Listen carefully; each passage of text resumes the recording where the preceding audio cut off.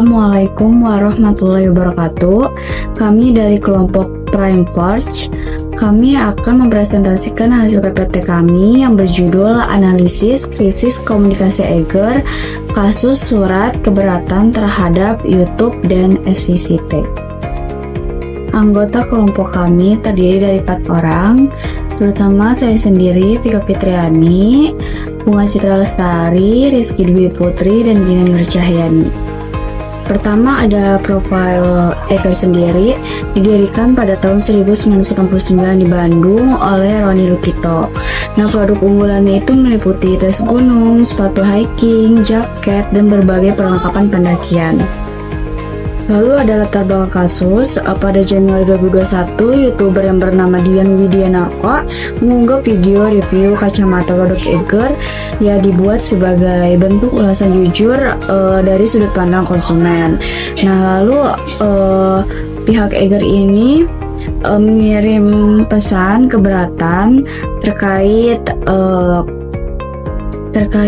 kualitas video tersebut. Namun surat tersebut dianggap tidak pantas melanggar hak konsumen gitu. Jadi si YouTuber ini mengunggah pesan itu ke media sosial yang mengakibatkan itu menjadi viral, sehingga masyarakat menilai pihak Eiger ini itu tidak menghargai konsumen. Awalnya, Eiger mengirimkan surat keberatan kepada seorang YouTuber terkait ulasan produknya. Surat tersebut kemudian diunggah ke media sosial dan dengan cepat menjadi viral. Akibatnya, banyak masyarakat menilai respon Eiger kurang tepat sehingga muncul kritik dan ajakan boikot. Kondisi ini semakin memburuk ketika media ikut memberitakan kasus tersebut, yang akhirnya berdampak pada menurunnya citra dan kepercayaan publik terhadap Eiger. Nah, untuk mengatasi krisis, Eiger mengambil beberapa langkah penting. Perusahaan mencabut surat keberatan yang sebelumnya dikirim, kemudian menyampaikan permintaan maaf secara terbuka kepada YouTuber dan masyarakat.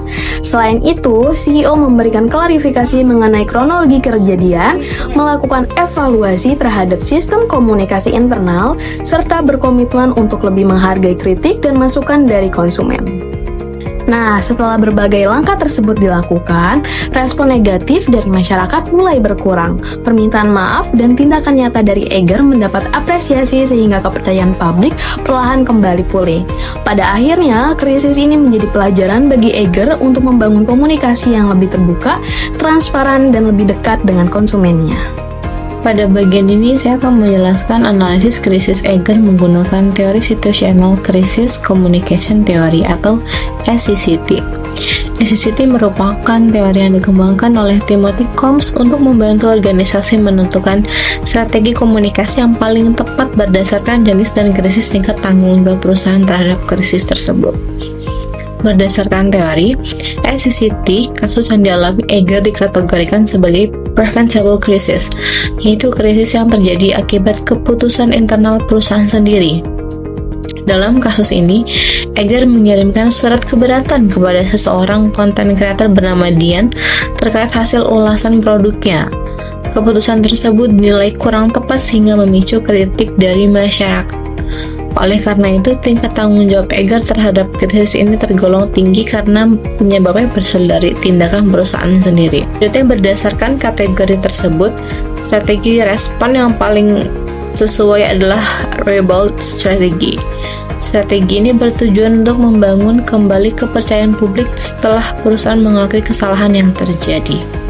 Penerapan strategi ini dapat dilihat dari beberapa langkah yang dilakukan Eiger, yaitu menyampaikan permintaan maaf secara terbuka kepada Dian dan masyarakat, memberikan klarifikasi langsung melalui CEO perusahaan, melakukan evaluasi terhadap sistem komunikasi internal, serta menunjukkan komitmen untuk menghargai kritik dan masukan dari konsumen. Langkah-langkah tersebut menunjukkan bahwa Eiger berusaha memperbaiki hubungan dengan publik dan memulihkan citra perusahaan. Selain itu, keberhasilan pemulihan citra Eiger juga didukung oleh riwayat reputasi perusahaan sebelum krisis. Selama lebih dari 3 dekade sejak berdiri pada tahun 1989, Eger tidak memiliki riwayat krisis komunikasi besar dan telah membangun reputasi yang positif di mata masyarakat. Eger juga dikenal memiliki komunitas pelanggan yang loyal, khususnya di kalangan pencinta alam dan pendaki.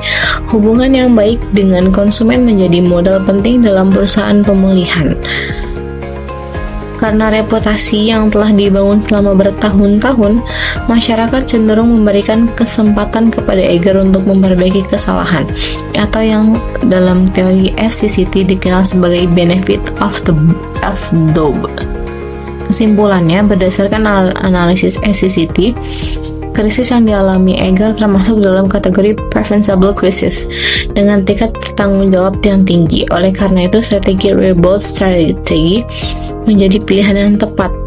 Respon berupa permintaan maaf, klarifikasi, evaluasi internal, serta reputasi positif yang telah dimiliki sebelumnya menjadi faktor utama yang membantu Eger memulihkan kepercayaan publik dan memberikan perbaiki citra perusahaan.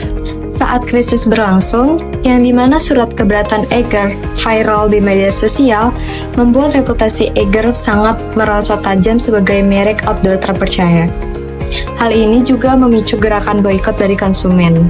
Namun, setelah Eger menerapkan rebuild strategi dengan meminta maaf, memberikan surat, atau menarik surat, dan juga memberikan klarifikasi, kepercayaan publik mulai pulih secara bertahap. Penyelamat utamanya adalah hubungan kuat antara Eger dan konsumen yang telah dibangun hingga 3 dekade. Nah, hubungan emosional inilah yang menjadi koneksi utama atau yang membuat mereka kembali memberikan dukungan kepada Eger.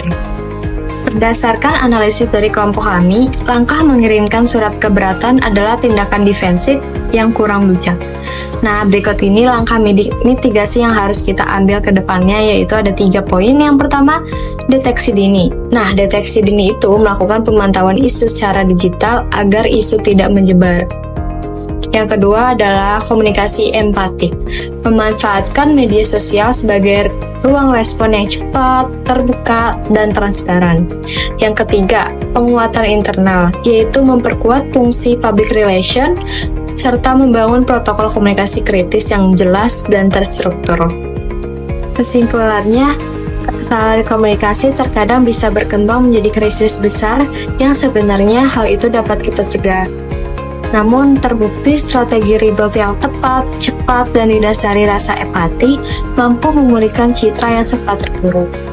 Kami merekomendasikan perusahaan untuk selalu menerapkan komunikasi proaktif, mengoptimalkan fungsi public relation di dalam media sosial, dan yang terpenting selalu jadikan kritik dari konsumen sebagai peluang emas untuk perbaikan.